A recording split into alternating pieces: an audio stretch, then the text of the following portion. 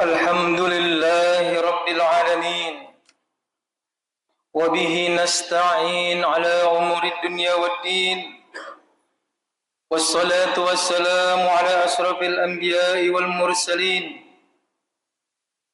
نبينا محمد صلى الله عليه وسلم وعلى آله وأصحابه والتابعين ومن تبعهم بإحسان إلى يوم الدين. أشهد أن لا إله إلا الله وحده لا شريك له الملك الحق المبين وأشهد أن سيدنا محمدا عبده ورسوله صادق الوعد الأمين. أما بعد فيا أيها الهادرون اتقوا الله حق تقاته ولا تموتن إلا وأنتم مسلمون. فقال الله تعالى وإن تعدوا نعمة الله لا تحصوها إن الله لغفور رحيم. Ma'asyiral muslimin rahimakumullah. Pada kesempatan yang mulia ini, tidak bosan-bosannya khatib berpesan kepada seluruh jamaah, wabil khusus kepada diri khatib pribadi, untuk senantiasa meningkatkan dan menguatkan ketakwaan kepada Allah Subhanahu wa Ta'ala. Upaya ini diwujudkan dengan senantiasa menjalankan perintah Allah dan menjauhi segala yang dilarang oleh Allah Subhanahu wa Ta'ala. Pada kesempatan ini, khatib mengajak kepada jamaah untuk senantiasa bersyukur kepada Allah Subhanahu wa Ta'ala yang telah banyak menganugerahkan nikmat dan rezeki dalam kehidupan kita di dunia ini. Segala nikmat yang dianugerahkan ini tak mungkin bisa kita hitung satu persatu. Hal ini telah ditegaskan dalam Al-Quran surat An-Nahl ayat 18. Wa in ta'uddu ni'matallahi la tuhsuha innallaha laghafurur rahim. Yang artinya, jika kamu menghitung nikmat Allah, niscaya kamu tidak akan mampu menghitungnya. Sesungguhnya Allah benar-benar Maha Pengampun lagi Maha Penyayang. Tiada kata yang pantas diucapkan di kesempatan kali ini kecuali kalimat alhamdulillah. Kenapa kita harus senantiasa mengucapkan kalimat alhamdulillah? Karena ada ulama ahli hikmah yang berkata, beliau mengatakan bahwa apabila engkau ingin mengetahui apa yang membedakan hamba yang bersyukur dengan hamba yang tidak bersyukur, salah satu tandanya adalah kalimat yang selalu dia ucapkan dalam hidupnya. Jika dia selalu mengulangi kalimat alhamdulillah, alhamdulillah, alhamdulillah, maka itu tanda bahwa dia adalah hamba yang bersyukur. Ada sebuah pesan yang begitu indah dari seorang sufi asal Persia yang bernama Abdullah Al-Bushrani. Beliau berkata, terkadang kekecewaan seorang hamba itu selalu terletak pada tiga hal. Yang pertama, dia menginginkan sesuatu sebelum waktunya. Yang kedua, dia menginginkan sesuatu melebihi apa yang ditakdirkan kepadanya. Dan yang ketiga, dia menginginkan sesuatu yang dia lihat pada orang lain untuk pindah kepadanya. Atas dasar itu, pada akhirnya terlalu sedikit rasa syukurnya kepada Allah Subhanahu wa Ta'ala, dan dia selalu mengeluh dengan apa yang telah Allah berikan kepadanya. Kaum muslimin yang dimuliakan Allah Subhanahu wa Ta'ala, Allah tidak selalu memberikan apa yang kita minta, tapi Allah selalu memberi apa yang kita butuhkan, karena Allah lebih tahu mana yang terbaik untuk hambanya. Walaupun di antara kita begitu sedikit yang pandai bersyukur atas segala nikmat-nikmat yang Allah berikan. Masyiral muslimin yang dimuliakan Allah Subhanahu wa taala.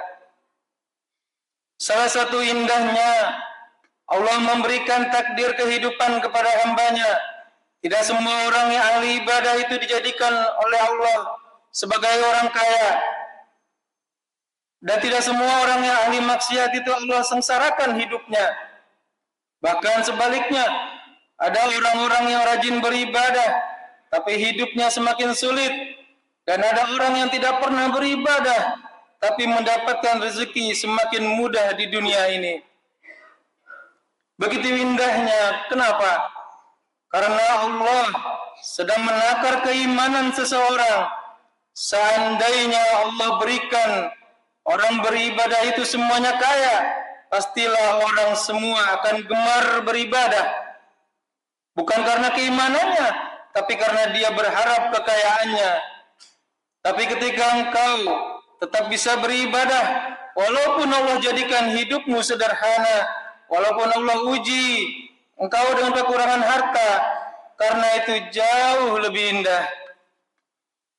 Masyiral muslimin yang dimuliakan Allah Subhanahu wa taala,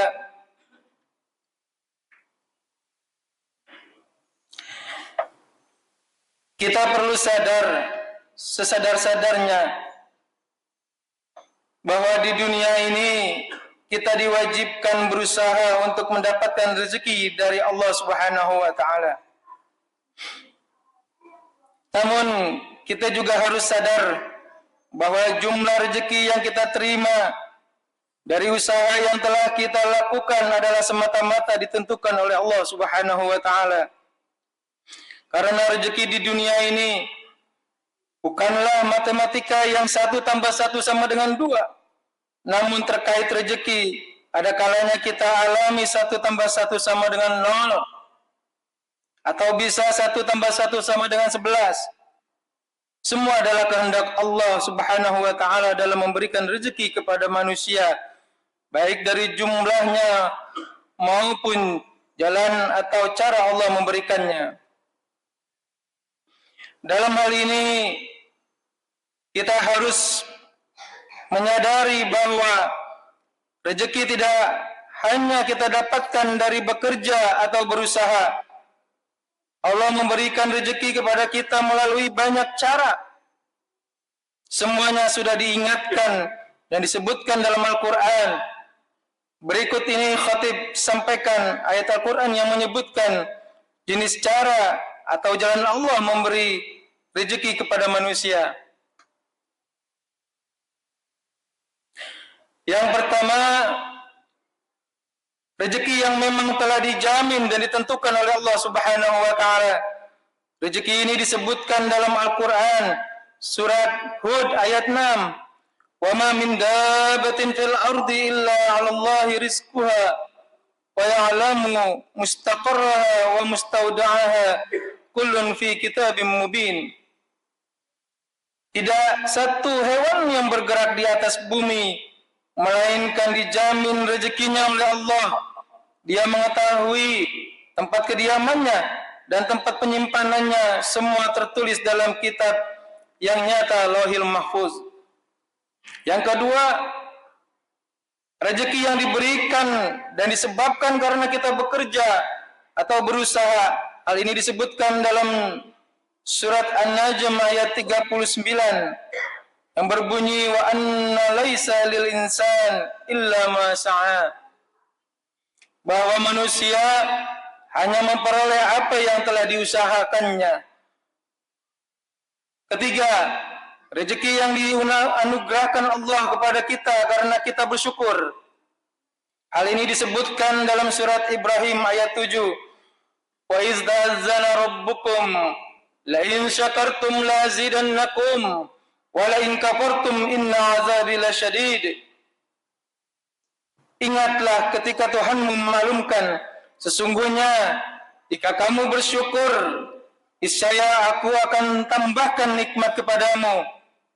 Tetapi jika kamu mengingkari nikmatku, sesungguhnya azabku sangat pedih. Yang keempat, rezeki yang kita dapat dari arah yang tidak terduga-duga.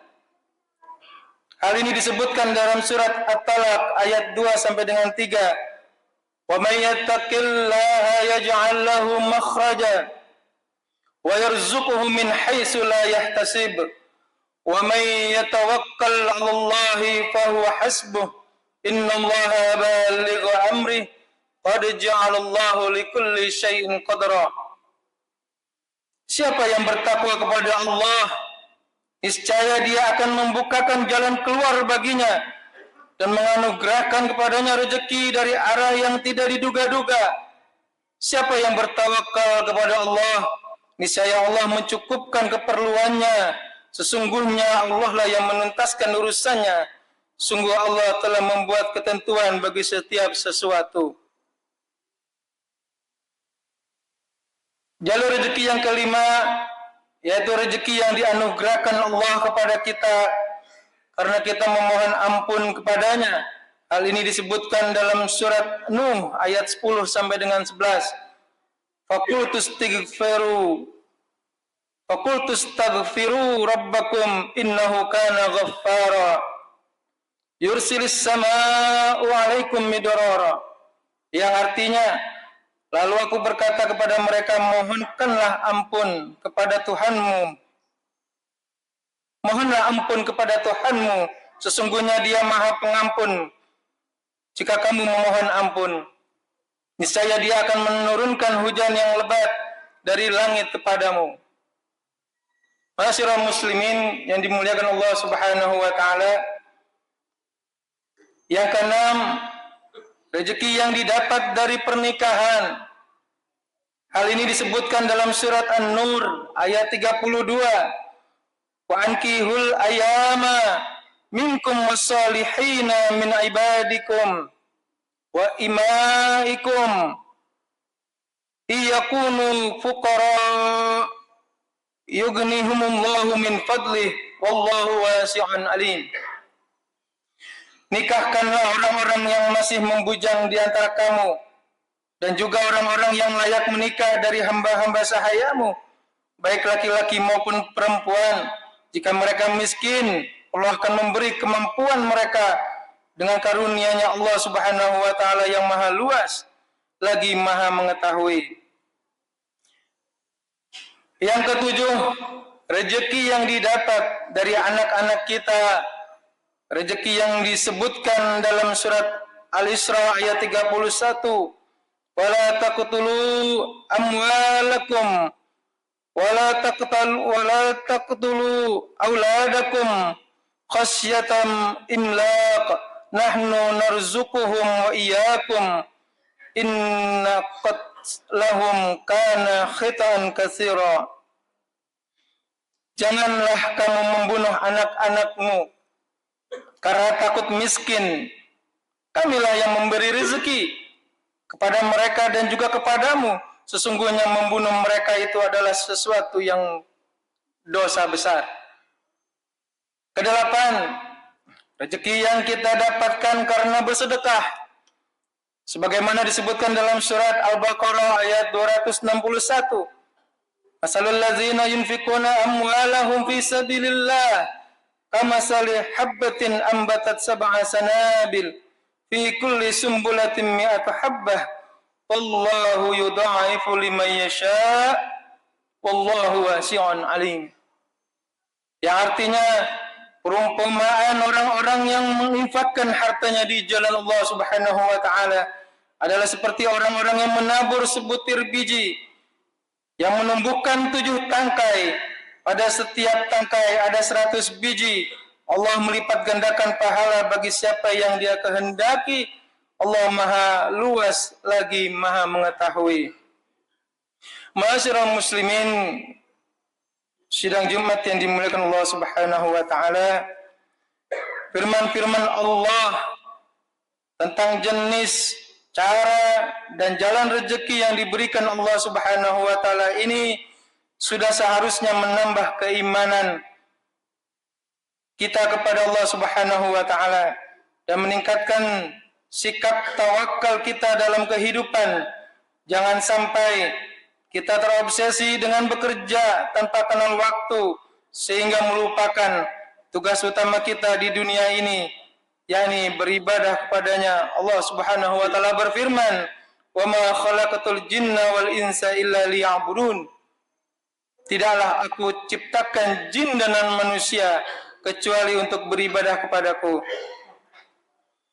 Dalam bekerja, kita juga harus tanamkan niat sebagai bentuk ibadah kepada Allah Subhanahu wa taala untuk memenuhi kebutuhan hidup sebagai bekal beribadah kepadanya. Jika hal ini bisa kita tanamkan dalam diri kita, maka insyaallah Allah akan terus mengalirkan rezeki yang maksimal dari sisi kualitas dan kuantitas. Kita harus tetap bekerja untuk kehidupan dunia, namun kita juga harus menyadari bahwa kehidupan ini akan berakhir dan kita akan kembali kepada Allah Subhanahu wa taala. Dalam sebuah hadis riwayat Ibnu Umar, Rasulullah sallallahu alaihi wasallam bersabda, "Immal lidunyaka ka'annaka ta'ishu abada, wa'mal li akhiratika ka'annaka tamutu ghada." Yang artinya, bekerjalah untuk duniamu seolah akan hidup selamanya, dan bekerjalah untuk akhiratmu seolah engkau akan mati esok hari. Ma'asyiral muslimin, sidang Jumat yang dimuliakan Allah Subhanahu wa taala, semoga kita senantiasa menjadi hamba-hamba yang terus mengalir rezekinya dan mendapatkan keberkahan dan ridha Allah Subhanahu wa taala dalam kehidupan di dunia maupun di akhirat. Amin ya rabbal alamin. Barakallahu wa lakum fil Qur'anil azim wa nafa'ni wa iyyakum bima fihi minal ayati wa zikril hakim. Wa taqabbala minni wa minkum tilawatahu innahu was-sami'ul alim. Aqulu qawli hadza wa astaghfirullahal azim li wa lakum wa lisairil muslimina wal muslimat fastaghfiruhu innahu huwal ghafurur rahim. Allahumma salli ala sayyidina Muhammad wa ala ali sayyidina Muhammad.